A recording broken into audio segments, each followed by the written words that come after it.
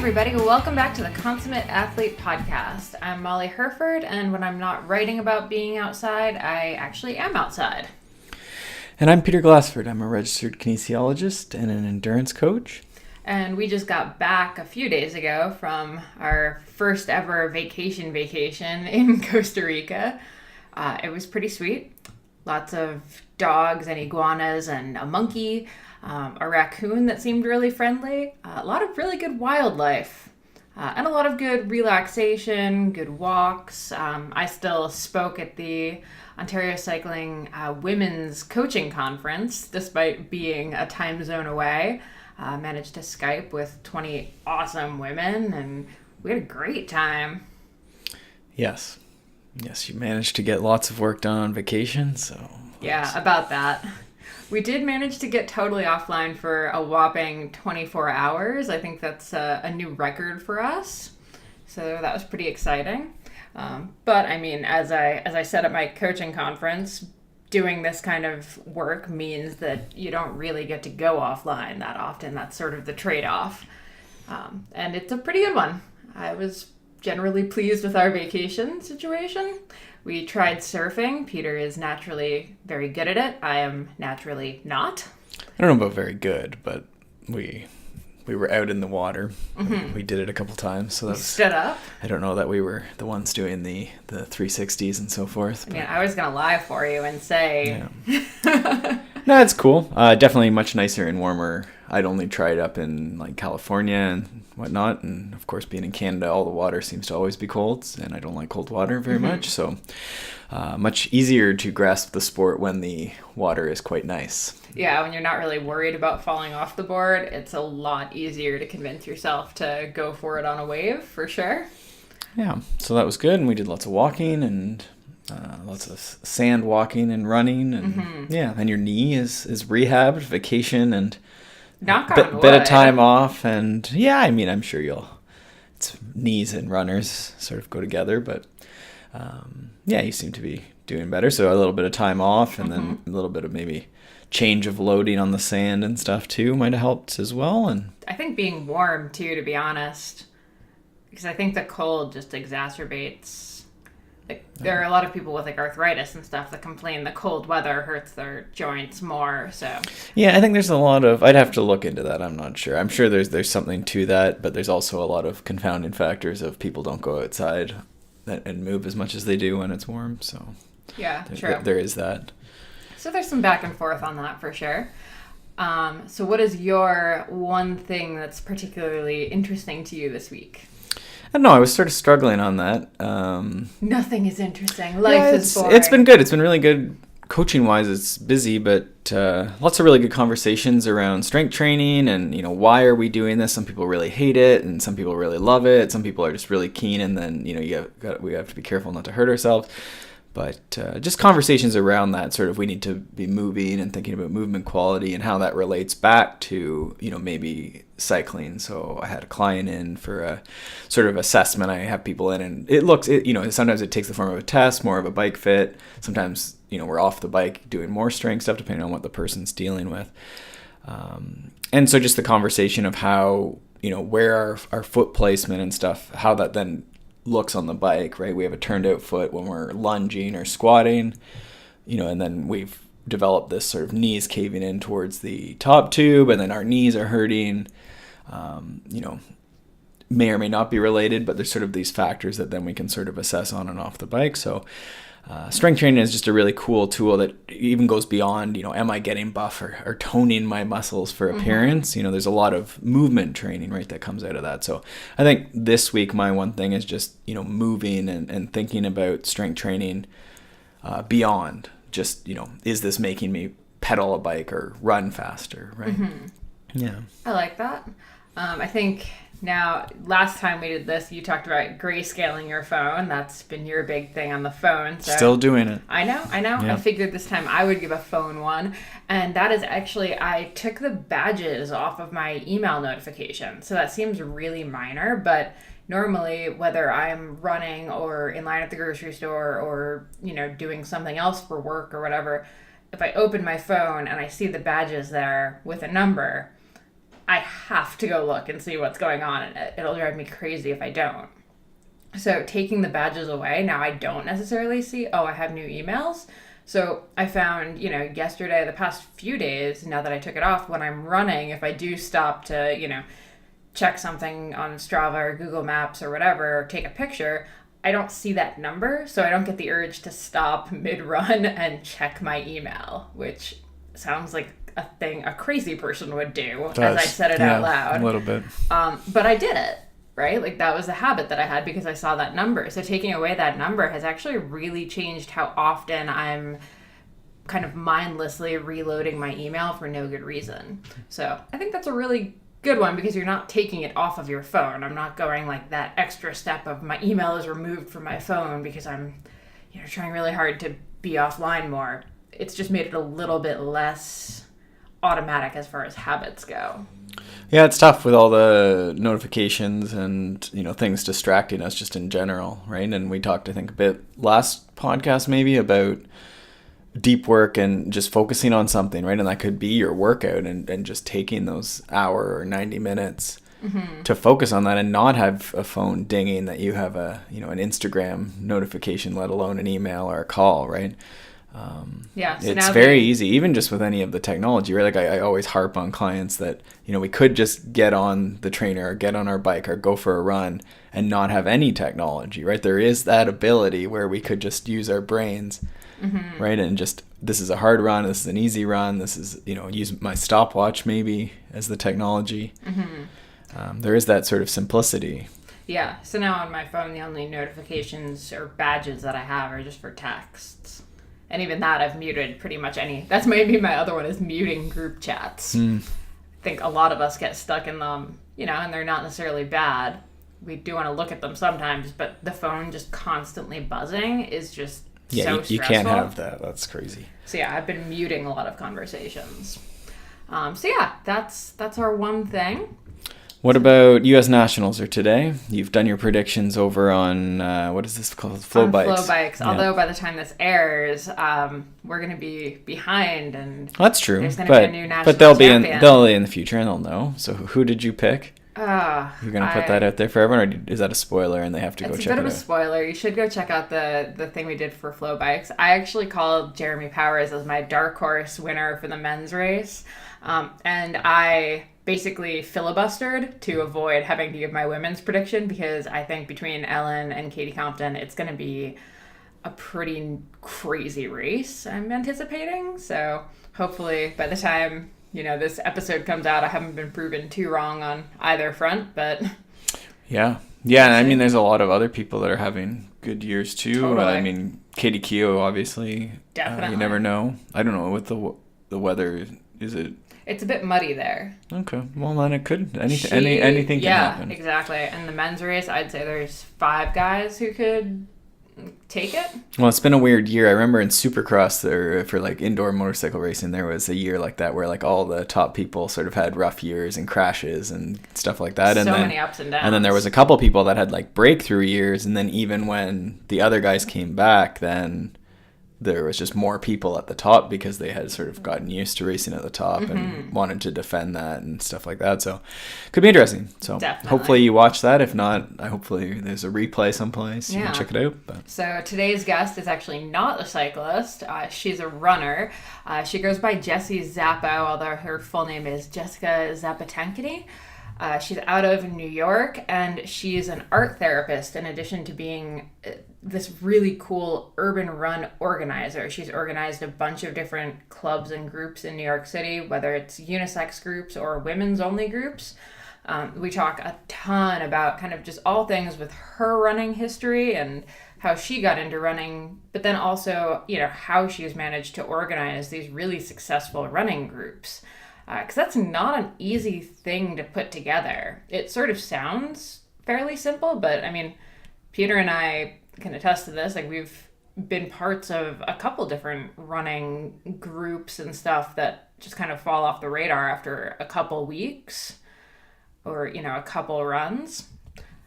So it's a huge testament to her that she has several different groups that she runs on a weekly basis, and different levels, whether it's beginner runners. She's got a few groups that are much more elite level, like, or elite amateur, that actually travel to races.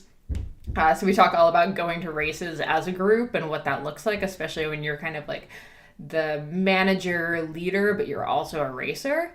I think that's a really good one for a lot of parents, actually, who maybe go to races with their kids because their kids are racing, but they're racing as well. And, how do you mentally, emotionally, physically handle that? A lot of really interesting stuff there. Yeah, just even around logistics and stuff like that, yeah. Yeah, and we also talk about running as sort of a version of run therapy, basically, because Jessie's main thing is art therapy, and now she's actually starting a business called Restorative Running, where she's doing more therapy through running, which I think is really interesting. There are some psychologists out in California that are doing sessions on the run. I've heard of walking therapy stuff. They do that at some universities and stuff. But yeah, apparently running, because it kind of makes you a bit more open and emotional, I guess, for some people anyway, and like willing to share, and it just makes you feel more comfortable, I guess. Yeah, I guess you'd have to have a requisite sort of fitness level, though. Oh, absolutely. It's not like for beginner runners, but right. For some people, that's just the easiest way to kind of get in a zone where they can feel comfortable chatting, which I find really interesting. I mean, I can say, like, I have some of my deepest conversations with friends when we're running or, when we're riding together. So I think there's a lot of merit to that. Yeah, there's definitely something with exercising. I think we've talked about how I don't know if I would be riding anymore if it weren't for like long days, just sort of talking back and forth with friends and stuff, and how I think it's tough for some people, especially not to harp on technology, but in these days, so to speak, it's less and less common, right? So these things like run groups and actual run groups in person, and then like you say, maybe even some therapy or informal therapy, just sort of talking to friends on some sort of exercise expedition. All right, but let's let Jessie explain more of that. Let's dive in. First kind of question I had is, like, if someone comes up to you and says, "What do you do?" How do you answer it? I mean, I assume it depends on context, but say someone like in a running outfit came up and said, "What do you do?" How do you describe yourself? Yeah, it's interesting because I feel that I wear a lot of hats. Even in running, I wear a lot of hats. I guess the easiest way is for me to say, well, I'm an artist and I'm a runner. But then to go deeper into that, it's that I'm a licensed creative art therapist. I've been doing that for 13 years in New York City. I'm a running coach, and I've had that identity for the last 4 years or so. And I've just been kind of known in the running community as having built some of the different run crews in New York City in the urban running community over the last decade or so, and been behind a number of different projects. So I would say now that I'm like a creative person who uses art and running to provide wellness tools to other people, and also to really sort of address societal issues that I see or have experienced. I love that. And so one of the phrases you use is one that I keep seeing kind of over and over whenever I'm looking anything up about you, and that's the idea of this urban running community. So what exactly does that mean? Yeah, I think that phrase kind of was birthed about 15 years ago when this group emerged that's called the New York City Bridge Runners. And they were really an alternative take on what traditional run groups were. I happened to stumble onto them in their inception because it was started by a nightlife guy, and I was a bartender, and I worked in the restaurant industry, and so we came across each other in a not athletic context whatsoever. And he was starting this, I don't even know, maybe he said run club, or like, I'm doing this running thing. But he was someone who you would look at and think he was like the furthest from athletic, just based off his appearance. And it was interesting to me. And essentially what he was doing was like getting people that worked in the creative industries or like nightlife to get together and run across the bridges in Lower Manhattan. And I think early on he got Nike involved from the inception, and they were interested in this idea that like people who were non-runners might want to run. And honestly, it just was so different than what was happening with like traditional track clubs or sort of amateur adult groups of runners. And it really brought together such a wide range of people who were every shape and size, and really diverse ethnically and socioeconomically. And it kind of just became this like alternative movement of people who were, I guess, would probably never call themselves a runner.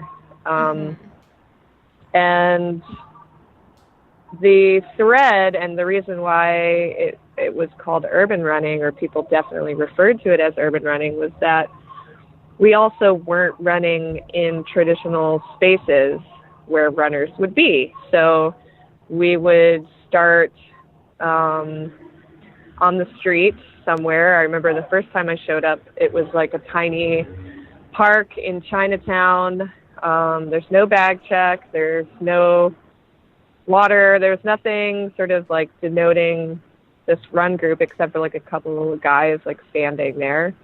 And we ran across one bridge into Brooklyn, and then kind of made our way to the other bridge and came back. And it was always about like running in the street, or running through neighborhoods where you wouldn't want to walk through, especially like maybe by yourself. And it became this real exploration of New York City. And I think in particular that group, it was like, you know, people who'd never ran before, or maybe they hadn't done sports in many years, getting together, running through the streets. Sometimes the groups would be really big. Like it built a following after a while. And so, you know, we could flex up to like 200 people running through the streets, and that would always surprise passerby. And we could also be a group of like 4 or 5 people just like running through a sketchy neighborhood. And it just was really different than what was happening at the time. And I think we were doing it. And then like years later, we discovered like, oh, there's also groups kind of popping up in these other cities like London and Paris and Copenhagen. And that they're kind of have the same sort of vibe. They're non-traditional people running, and they're running using the urban environment as their track or their gym. And yet we all had sort of a different take on it, because each city is different, and, you know, culturally, people were different. But yeah, it was interesting. I mean, it's more ubiquitous now. Like you see people running around every neighborhood, everywhere in New York City now, which is really cool. And you see every type of person running. But back then, you I would see people maybe in Prospect Park, Central Park for sure, but like you just weren't seeing people like running through the streets. Yeah. Okay, so I'm interested in the differences between the cities, especially since you just came back from London. So if you had to describe like New York urban running versus London urban running, how would you describe both of them? Oh yeah, so I'm putting you on the spot here. No, it's perfect timing actually, because when I was out there, I got to connect with Charlie Dark, who is the founder of Rundum Crew, who's a good friend of mine. And then our other friend, Jay Smith from Paris Run Club, was there also.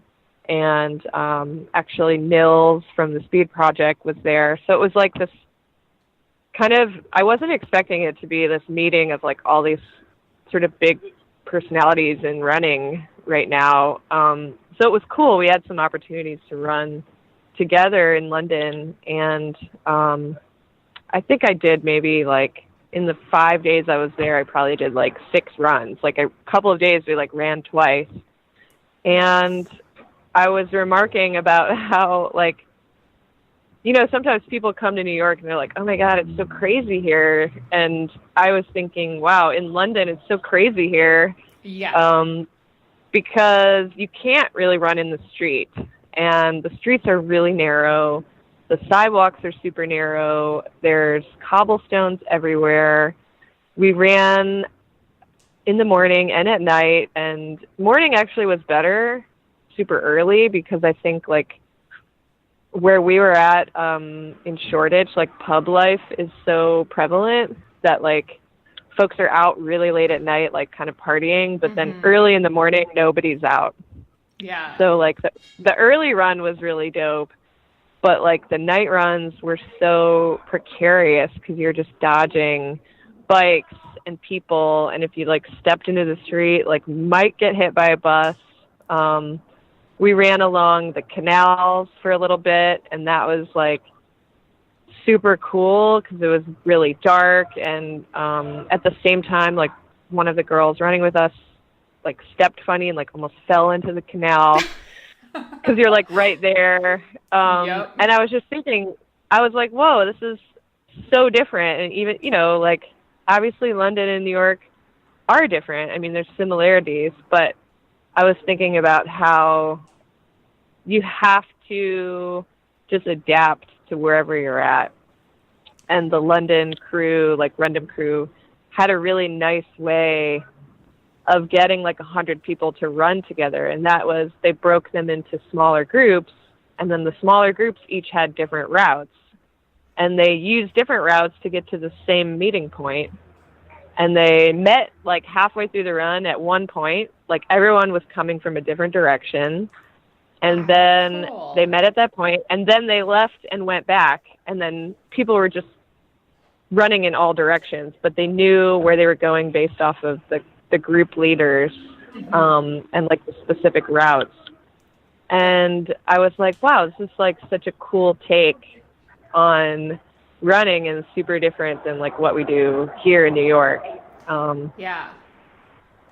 And I love that. Like, I love that so much of it is about adapting to your environment. Yeah, it's funny you mentioned the canals. We were in London right around this time last year, and we almost had the exact same, like almost falling in. And I'm always amazed that they don't have, like, in New York, there'd be railings everywhere, right? Like, you'd have to work to fall in. But there, right. It's just like, nope, you just step wrong and you're sliding down. Yep. Yeah, we also almost got smoked by several buses just based on the driving on the other side of the road thing. And it's such a cliche, exactly. But it's such a hard thing to get used to. It's so hard to get used to. I mean, there's a reason why they put look left, look right on the ground. Yeah. Okay, so when you first kind of got involved with the Bridge Runners back in 2005, I mean, who were you as a runner at that point? I would say that I was a former athlete who would jog around to kind of stay healthy. And I say that because growing up, I was super into sports. I had 5 brothers. My dad was very sporty. Like, we spent actually most of our summers outdoors, like doing everything. And I had a big family, so we could have our own kickball game with just the kids, or we would play softball, or we would run around. We did everything, and when I was towards the end of my senior year of high school, was like, had an opportunity to get a college scholarship to play volleyball at some different like Division II schools. And I just ended up like going in a really different direction and saying, like, you know what, I want to go to art school. And I felt like if I went to art school, I had to kind of let go of being an athlete. And you actually kind of do have to do that, because a lot of art schools like don't have sports teams or Right. athletics. And if they do, they certainly don't really cater like studio time to being able to practice sports. So I went to art school, and I just kind of like always kept running as something that I did for myself. I think it would always be a solo pursuit for me, because like I ran track and field, and that was definitely like a group running activity, but I wasn't like a cross country runner. I wasn't like in a run club after that. And so like if I did go out, it would be just like jog something by myself. Right. And then that was it. So when I heard about Bridge Runners, it was actually through Mike Sace, who was the leader. And he asked me like a couple times, like, hey, like, should come out to this group. And I guess maybe he looked at me and thought, like, she looks a little bit sporty or something. or he was just recruiting like whoever. But at that point in time, I actually had been living near Prospect Park, and I would go to the park as like my quiet time for myself, and I would run the loop, which just happened to be like a 5K. So I have to say, like, no, I didn't start from zero when I went to Bridge Runners. I had like enough of a fitness level that I could run one lap of Prospect Park. But I definitely did not consider myself a runner, and I had never really had the courage to like join up with other groups of runners. Like, it just wasn't on my like radar. Yeah. So the very first time I went out with Bridge Runners, the run was like over 4 miles, and I'd never ran that far before. And I honestly like could not have ever conceptualized myself running more than 3 miles. I don't even know if I knew I was running 3 miles, like when I would go to Prospect Park. You know, like that was back, like nobody was tracking runs back then. I don't think there were even like trackers. So like it didn't even, you know, like it didn't occur to me. Like I definitely wasn't like timing it, or like, I don't even know if I knew it was 5K. So I remember that first run and like it just being so hard. And when I finished it, I was like, wow, I just did something. Something, you know, like it was crazy. I don't know. It was like, it really opened up, a door opened. Yeah. And I mean, that team versus solo element of it too. Did you find that you liked running with other people? Like, so yes. And I mean, I think it got obviously sort of built off of that. But the first time I showed up, it was 3 guys and me. And, you know, I was like, oh shit, like what am I doing? I had no idea. Like, I didn't know like who was going to be there, or if it's going to be a big group or whatever. but it was just these three dudes, and I was like, okay, well, I'm here now. Like, I can't, like, slip away. They've already seen me. Yep. So I have to do it. And, you know, there's a competitive side in me for sure, which was like, I have to keep up with them. Mm-hmm. And so I remember just like, also, you don't know, like, I didn't know anything about pacing or like what a pace was. I just was like, ran as fast as I could to try to like keep up with them. And I think I enjoyed feeling like I just like accomplished something, but it kind of required the chase. And two, actually, like, they were just so nice to me. Like, they were really encouraging. Like, even though it seemed intimidating at the beginning, like showing up, they were so happy that I came that they were like, I remember Stace like waiting at the top of the bridge, just being like, come on, like, you can do it, and like waiting for me. And you know, it just, from the beginning, like, it felt like they were so stoked that I was there. And then I think there was like a period of me sort of unlocking, like, okay, what am I capable of through this group? But then that transitioned into me being like, hey, other people can be new also. And like, I was in the back in the beginning because I was fast. I mean, not fast. I was slow. I was slower. Slower than everyone else. So I started in the back, and then you like get faster, and then there's other people in the back, and I was always kind of interested in like those people. Like, could I help encourage them? And so I just sort of naturally grew into what later I would be called as Bridge Mom. And it's funny too, because like growing up, I was the oldest of 8 kids, so I definitely took on mom roles from a teenage point in my life. And it's funny now, because I'm like almost 40, like thinking about people calling me Bridge Mom back when I was like 26. Yeah. So, you know, I wasn't like even that old, but I think it was this sort of like persona where I would welcome new people, and I would try to like take people under my wing and like make sure they're okay, and looking out for anyone who is struggling. And then later doing lots of the like kind of administrative stuff. Like, when we first got Instagram and Twitter and Facebook, like I was like running all of those platforms for us. So I definitely had this sort of motherly role in the Bridge Runners.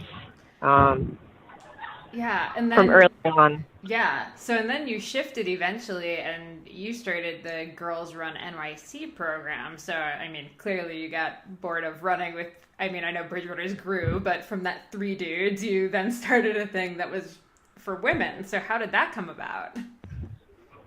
Yeah, so a couple things happened in between. Yeah, I was going to say, I'm trying to read through. I was like, oh my God, she started so many different cool things and been part of so many cool groups. I'm so jealous. Yeah, well, you know, for me, I think, one, if you think about it, it was a lot of time. Since 2005, like a lot of years have gone by. So even though it seems like a lot of projects, it was happening where, like, I was with Bridge Runners for 7 years. And which actually, when I think about it, I'm like, damn, 7 years, like, super consistent. That's a long time. Yeah. And I think I really, you know, kind of grew and evolved in that group. And one of the things that I really became passionate about was like, hey, you know, this group gets people to run who would never have ever ran before. But then there's like the next evolution, which is that they're like, okay, now I'm getting kind of fit. Maybe I'm faster. What else can I do? And people were getting excited about like joining races or like setting goals for themselves. Like, running a half marathon. But they were doing that just kind of like piecing it together, like running, you know, as far as they could on a Wednesday night, which was our runs, and then like joining a half marathon. Right. So some people, you know, like people were running like once a week and then doing a half. And so I was like, hey, you know what? There's ways to train, and I'm interested in like doing that. And, you know, I ran a bunch of half marathons off of not a lot of training, and I kind of thought maybe there could be something more. And so we just started this kind of training program within Bridge Runners, and specifically at that time, there was the Nike Women's Race Series, and there was a race that happened that was a full and a half marathon in San Francisco. And I heard about it, and I was like, I want to do that.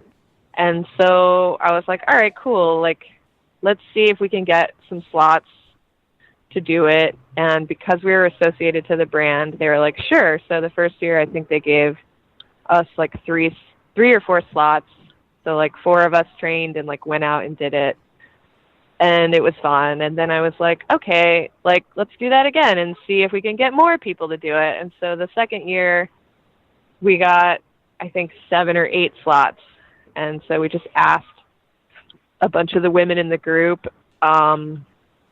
who would like to train for a marathon and let's go to San Francisco. And so I think we had maybe 2 people who had done a marathon before, but like the majority had never done one. And so it was like really exciting to create a training program for those women and to train up to the race and then go out and do it. And it also, I think that was like really the impetus for me to start Black Roses, was this idea that like, hey, we can actually watch people get better and we can like help people get better. But it requires commitment. Yeah. And it requires consistency. And like with the Bridge Runner model, which was their phrase is like, just show up, which is amazing because yes, it got so many people to just show up and not worry about showing up. And then for me, the second step was like, okay, and now like, let's get commitment and consistency. And so, I decided to leave Bridge Runners and start Black Roses. And I was also working with Knox Robinson at the time because he had joined the Bridge Runners that year. And we kind of formulated what we thought it would be, which was to create this training season that essentially people would commit to a season, and that would be 6 months. And we would give them like a weekly training plan leading up to goal races, and that it would be a small group of people. So we didn't want it to be like hundreds of people. We kept it at 25. And that was like the beginning of Black Roses. And to be fair, I wanted it to be a women's group. And it didn't turn out that way. But that was my thought because I was really into this training that we had done for San Francisco. Yeah. But then Knox was like, hey, I want to like add some guys in, so we have some guys to train with. And so basically we said, all right, let's make it 15. Sorry, I'm right by like a high school, just now getting out of school. Oh dear. I'm walking away.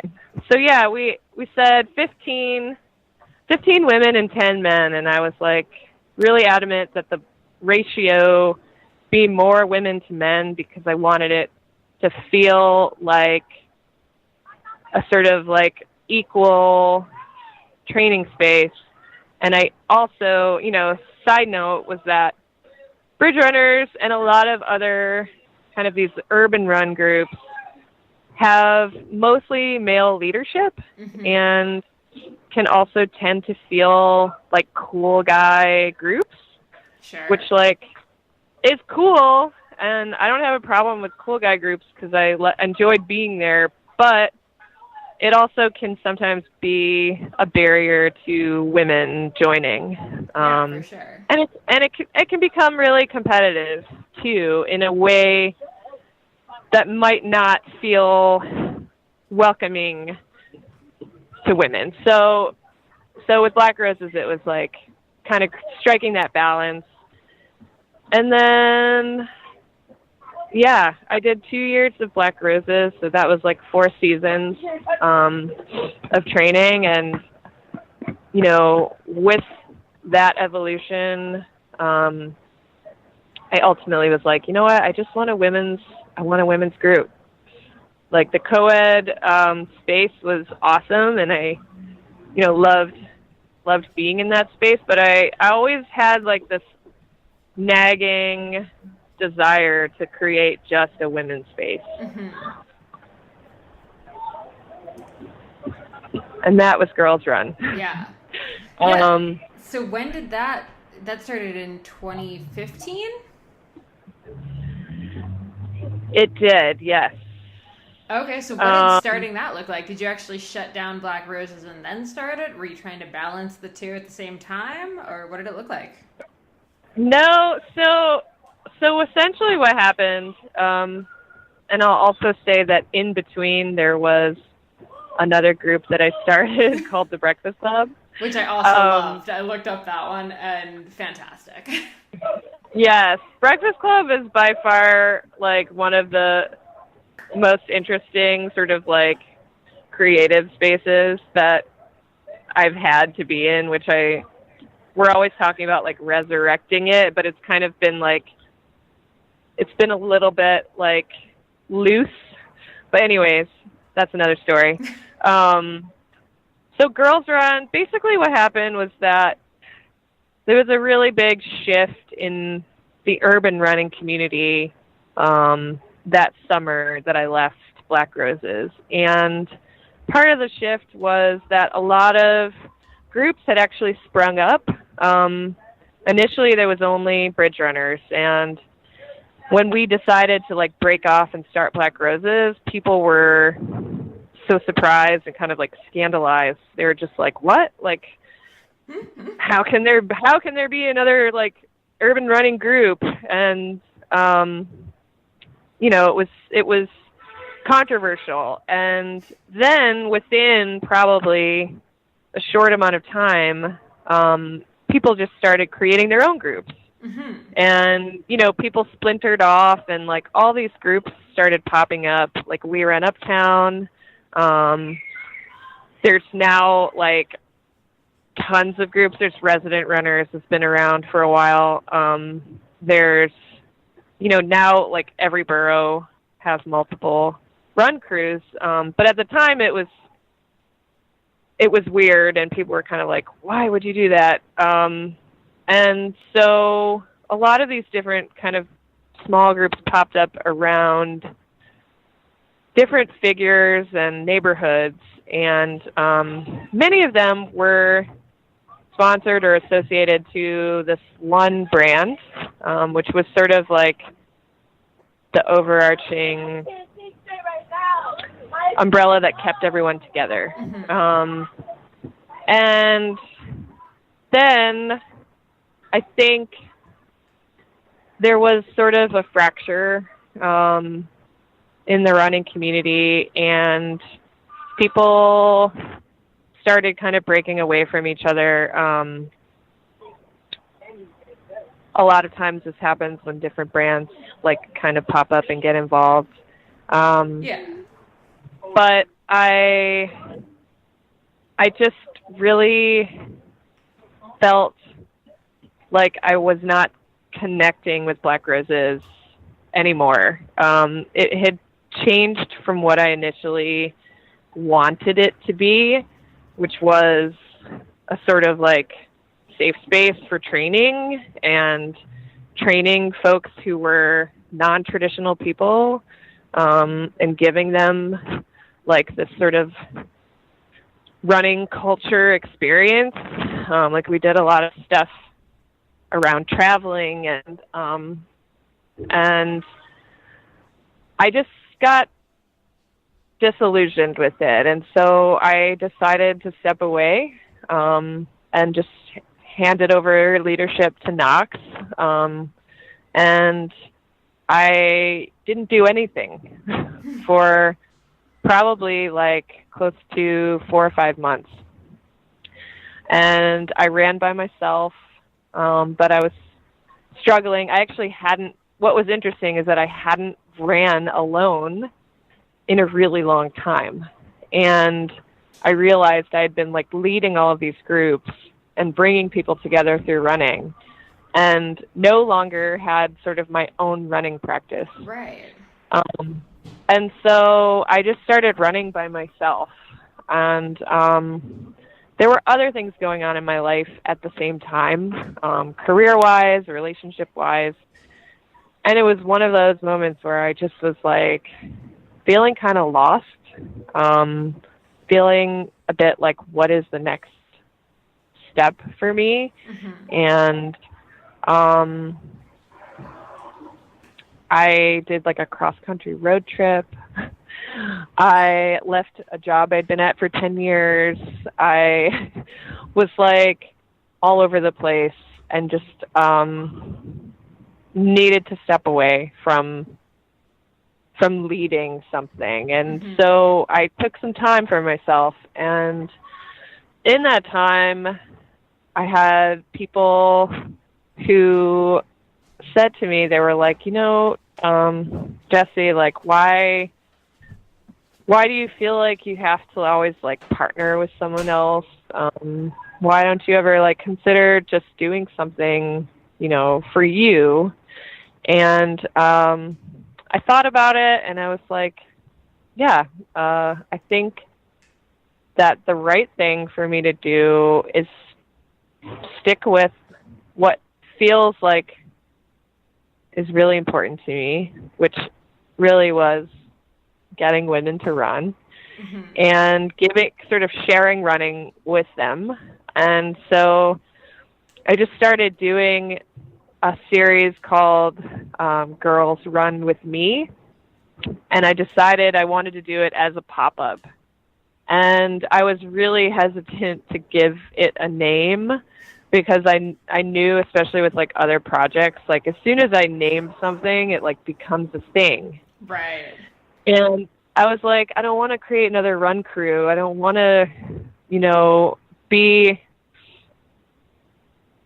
you know, taking people away from things they're already doing. But I do want to create a space where women can come together. And so this pop-up runs, I started it actually like late December.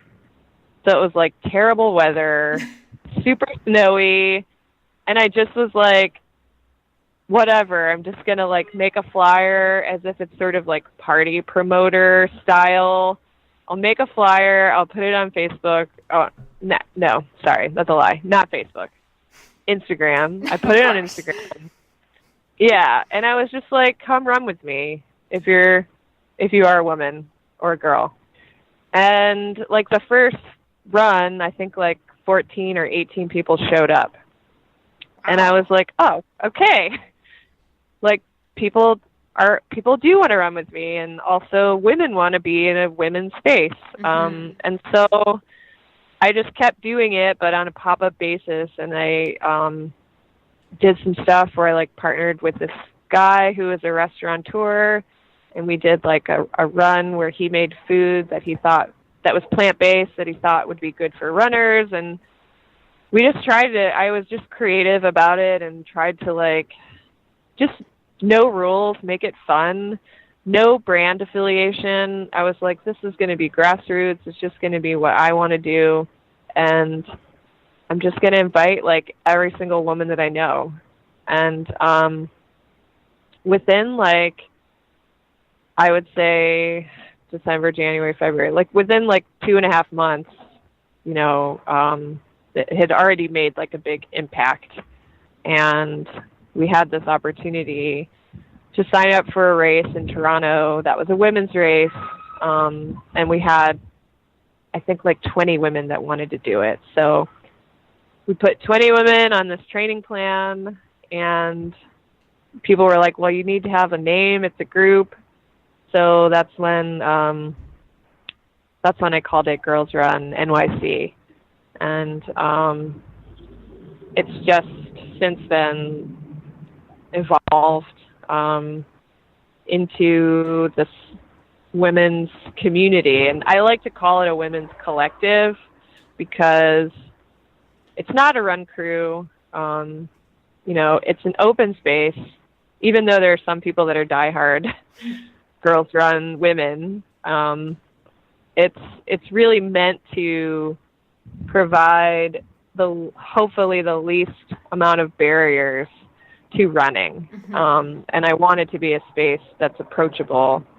And so I guess for me in running, it's always been about trying to evolve like the idea of what's happening in running, and then I think to look for what's missing. And so every time I like worked on a project, it was always about like trying to create something where something was missing. So yeah, that was what Girls Run was. With that sort of next evolution. Thanks. And then, okay, so for yourself too, I mean, so Bridge Runners was originally a Nike supported thing, so was Black Roses, and now you're actually with Adidas Runners and Adidas Women. How did that happen, or when did that happen? Yeah, so it happened when I broke free from my Nike affiliated groups, and just said, you know what, I'm just going to do me. I'm going to do this grassroots thing. And I think it also happened to be a moment where women's fitness was like really at the forefront of what people wanted in marketing. And so I just happened to be like also running probably one of the only women's only workouts. And it's funny because like even in the last like 4 years, like the landscape for women has changed so much. We have like things like the wing now that didn't exist then, and there's so much more acceptance of women's circles and like women's only spaces. It's very much like, important today, but at the time not so much, which is kind of funny actually. And so people took notice that I had a women's only space, and that there were quite a number of women like turning up to this space, and that the space itself, even though it is designed around running, it is like a women's community. And so I think Adidas Women took notice of that because they were beginning to build this group of what they call creators, which are women in the sort of fitness sphere. And they reached out to me, and I started working with Adidas Women. And it really was interesting because it was like me meeting women from many different fitness backgrounds, some of them being like former competitive soccer players, or people who were into boxing, or cycling instructors, or yogis. And even though running is kind of my sport of choice, I sort of fit into this like versatile athlete range. And so it felt like a really nice community to be in at the same time. And so, and different than what I had been doing before with Nike. So I was very heavily in this women's space, from Adidas Women, from Girls Run, for a couple of years. And it was interesting to really just be like in women's fitness. Yeah. And after doing that for a couple of years, they they decided they were going to launch Adidas Runners in New York City, and they asked me if I wanted to be a part of it. And it was interesting because I was like, oh my God, I haven't like coached people in the co-ed community. I haven't even been running with guys in a while. You know, it was like a really interesting like idea to me to like enter back into that space. But it seems like people like to make noise on purpose when they see you on the phone. Like, this guy is, like, slowly rolling by with loud music on. Or, like, the teenagers were, like, having a loud conversation standing in front of me. Yeah. It's, like, really interesting. So, yeah, I joined Adidas Runners, and I entered in as a coach, actually the coach for the project. And I've been working with them now for a year, and it's been a really cool experience. Also being with this like global brand, because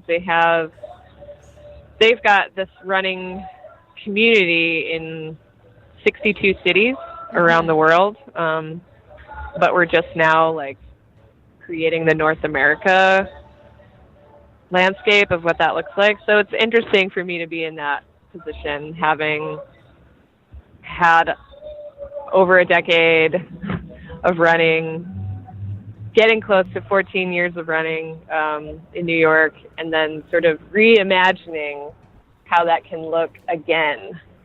Yeah. And we actually had a conference when I was in London last week. The theme around this like 2-day workshop was like, what is the future of running? Or what do you think the future of running is? And so that was super interesting to me, because having seen a lot of the past and present, or been involved in creating a lot of the past and present, it's always a challenge to think like how you can keep innovating or like keep being relevant in a sport that's really old and like actually just very natural. Like, I think it's so natural for people to run. Something you do when you're a baby. Like, as soon as you can stand upright, you're like, babies want to run. Yeah. So it's interesting thinking about like how that can evolve.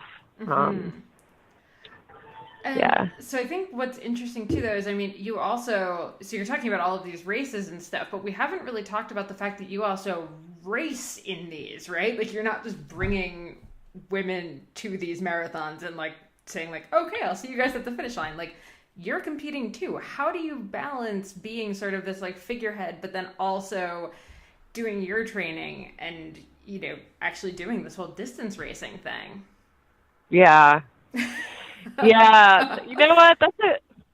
Thank you for asking that. Because it's really hard. Yeah. And it's funny too, because like, you know, one of the things we were talking about and that I think is interesting is that I think coaching has changed. And what's different about coaching now to me is that coaches are like also fully in it. Like, if I look around like the community of run coaches in New York City, like, for the most part, a lot of them are still competing. A lot of them are still fit. It's not like when I was in high school, the fat guy smoking cigarettes. Yeah. Like, you know, like, and so what's interesting is like thinking about how this new generation of coaches is like very fully committed to like being active also. That to me is super inspiring.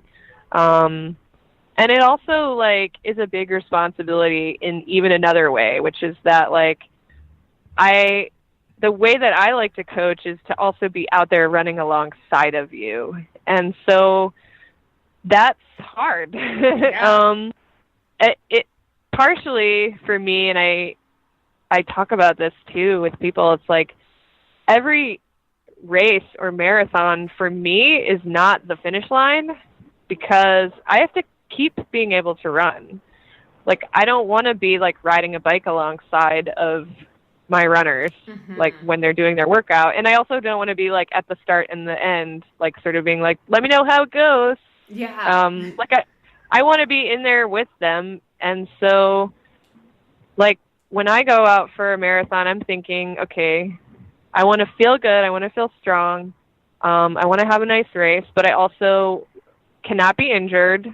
I can't like push it that hard because I need to be able to run like the week after, and I need it's not the finish line for me. There's a lot more. And so for me, I like to say I'm super conservative, which is that I pretty much know what my body's capable of, at this point. And so for me, I try to train smart. I try to do a lot of stuff to make sure I'm like getting my recovery in and I'm not overdoing it. And also that like, yeah, I still do want to be out racing. Like I don't want to be on the sidelines. And so it's hard because sometimes I'll be like, damn, I just did my long run like super slow because I'm running with other people and it's important to me for those people.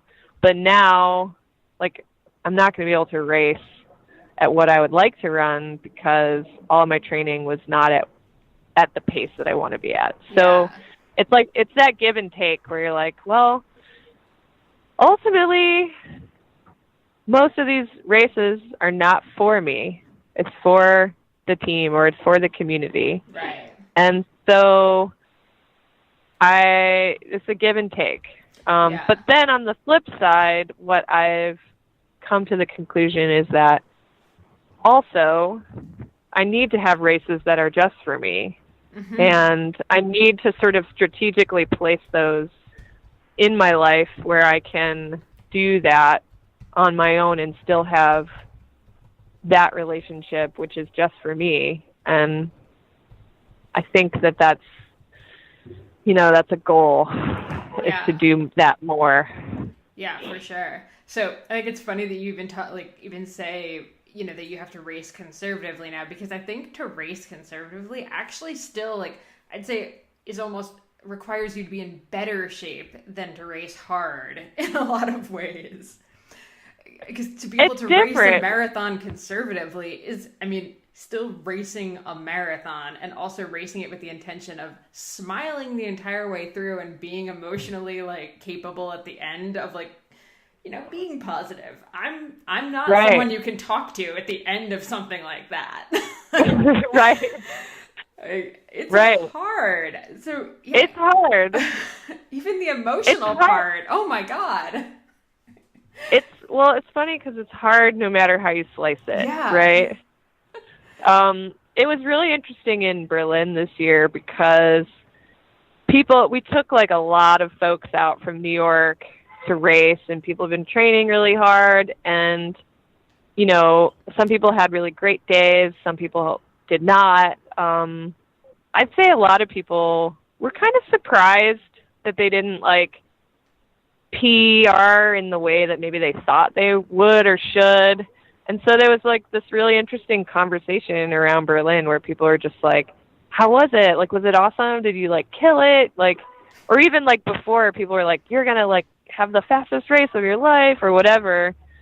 And at the end, I was like, you know what? Like, just because it's a flat course or like world records are here doesn't make it not a marathon. Yeah. Like it's still really hard. And like, like just because it's quote unquote fast course doesn't mean that like you're going to take 30 minutes off your previous time. It's just really like interesting, like sort of having conversations with people around what can happen on marathon day. And the answer is it's as different as every person is different. Like anything can happen.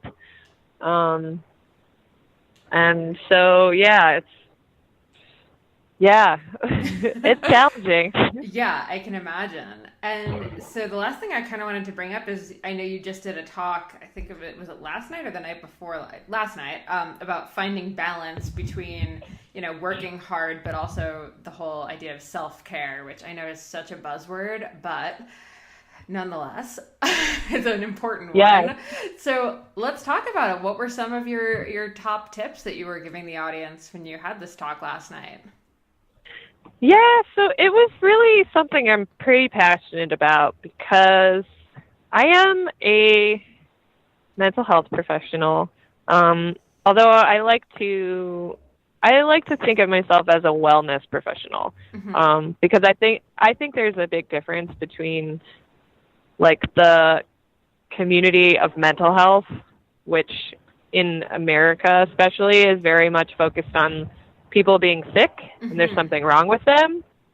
And the difference between like wellness, which is actually more of a strengths-based approach, which is that people are adaptive and there are ways to adapt to things which can be healthy or unhealthy. And so giving people the tools and skills to be their best self is more of how I see myself as a wellness person. So I was super inspired to like talk about one, being an entrepreneur, which is hard. Yeah.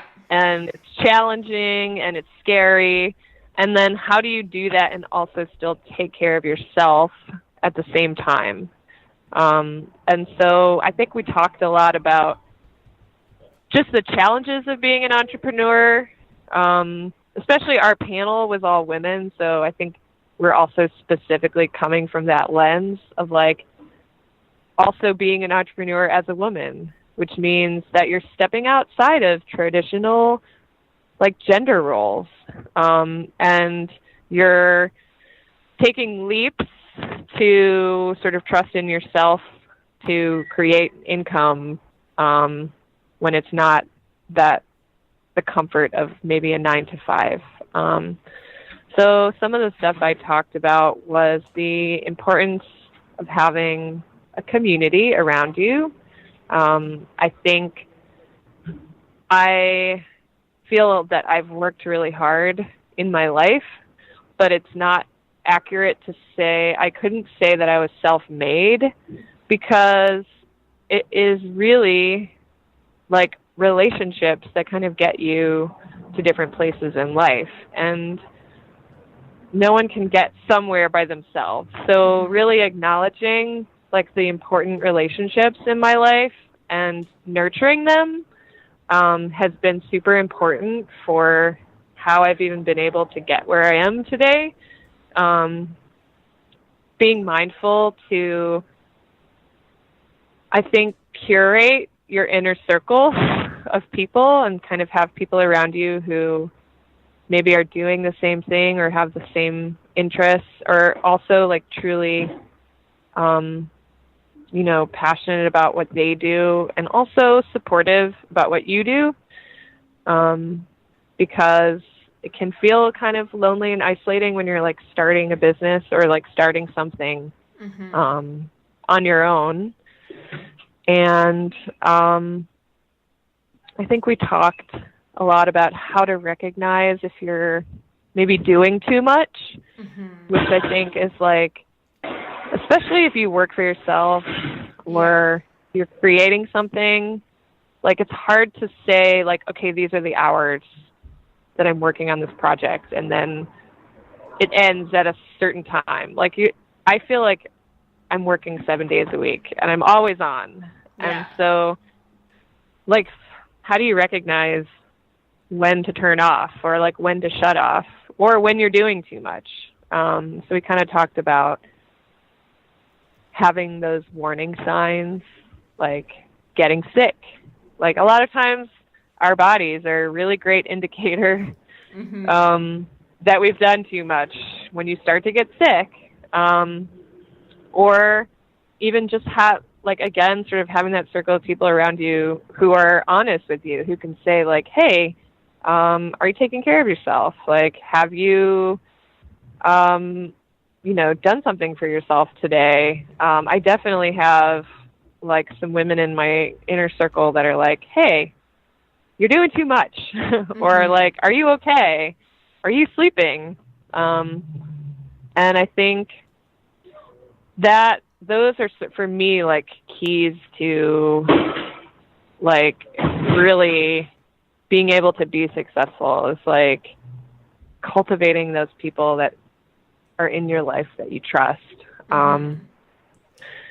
And then, you know, a lot of it too is about, for me, about like digital detoxing. And yes, it's hard because like I do like technology and I like using it. And I'm probably can owe a lot of my project success to being like early adopters of technology and being able to like use social media fairly well. But there's, you know, there should be limits, and no one's giving those limits. Like, you have to figure what they are. So really like developing some routines around when the phone goes off, when it goes away, when you're not looking at it. And even like little things like, it can't be the first thing I look at in the morning. Like, there's got to be time that goes by. I need to drink water first. I need to like use the bathroom first. Like, there need to be other things. So it's not just like wake up and go to sleep, what's happening on Instagram. And yeah, I think we kind of talked also about something that I do believe in, and I've like said this before in regards to running, and I think it applies to also like careers and life, is that don't wait until you're ready, because you'll never be ready. You'll never know if you're ready. And so just whatever it is that you're really like wondering to do, like, you should just start and not worry so much that you're not going to be good at it, or that like it's not the right time, or that you're not perfect. Because one thing I have learned from even working with major brands, or like having mentors in my life who seem really successful or who are really successful, is that nobody ever really has their shit together. Yep. And it's really freeing when you realize that, because then you can just do stuff and you will get better at it. But if you don't just start, like, it's not going to happen. Yes, absolutely. Oh, there was so many good pieces of advice. See, people seem to think self-care is just this like mud mask idea. So really excited to talk about actual good, useful things. I know. And you're right. It's a buzzword, but I'm also just super happy that it's trendy. Yeah, and it's like, know. You know what I mean? It's like some of the stuff that's trendy right now, sometimes you're just like, oh my God, I've been doing this for 20 years and now it's trendy. Yeah. But like at the same time, like, thank God it's trendy. Like, we need people to be taking care of themselves. Exactly. Yeah. And it's interesting. I think actually in a weird way, stuff like this tends to be more acceptable in, I'd say, in urban areas in the city more. And like, I don't know, I live at the moment more out in the country, and it feels like if you say self-care, people out here kind of like scoff at it because it feels like more of like a city thing. But I'm hoping that it's starting to get out here and into consciousness. Yeah. I you know, before this call, I was on another call about a panel that I'll be doing at Wanderlust next week. And one of the women brings yoga to like kids in like a rural neighborhood in Texas. And she was talking about how even like they don't use the term yoga because it's not like sort of culturally like relevant or appropriate for the kids that they want to reach. And so they call it like mindful movement or something different. But even sort of thinking about how like wellness or self-care very much has this sort of luxury aspect to it now, and like exactly. like yeah, like being healthy is the new rich, and it's just, you know, it's unfortunate if that is limiting to people, and I hope we like think of other ways to like talk about it and make it something that's approachable, because my family lives in the Midwest, and actually some of them live in Texas, and I think part of the reason why I'm so into being healthy is like just having watched my family be really unhealthy, and like seeing my dad struggling with congestive heart failure and having diabetes, and all of those things being lifestyle related. And it hurts me, and I also know like no amount of me nagging him to stop smoking will ever get him to stop smoking. But like maybe if my siblings see me being really healthy, it would influence them to think that they could also be healthy. And so I think that's a big motivator for me too, is like I want to be just a regular person who's healthy, that other people are like, well, if she can do it, I can do it. And it's not like unattainable. I love that. Awesome. All right, where can everyone find you on the interwebs? So probably the most up-to-date place would be on my Instagram, which is Jessie Zapo. I also tweet from the same handle, Jessie Zapo. And I have a website, jessiezapo.com. So easy. It's so easy. I try to streamline it.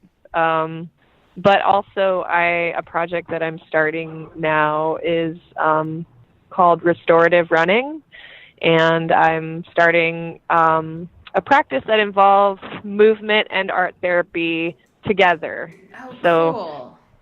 Yeah, so that's getting off the ground now, so that'll be something to kind of watch for. But awesome. Yeah, I'm out here. Very cool, and that'll all be in the show notes. Awesome. This was so much fun chatting with you. I'm so glad we got to talk. Thanks so much for tuning into the Consummate Athlete podcast. You can check out my stuff over at theoutdooredit.com or by following me on Instagram and Twitter at Molly J. Herford. And you can check out Peter's coaching, training plans, blogs, all that fun stuff over at smartathlete.ca or by following him on Twitter and Instagram at Peter Glassford. And if you want to support this show and other awesome podcasts, please check out wideanglepodium.com for show info, other podcasts, bonus content, and to become a donating member so you can get all of that rad behind the scenes content and help keep shows like this on the air. And lastly, if you're enjoying this podcast and all the information that we're bringing to you every single week, do us a solid and pop into iTunes to leave us a rating and review. It takes you about 2 seconds. You can do it on your computer, you can do it on your phone, and it really helps us out. Thanks so much, and we will see you next week.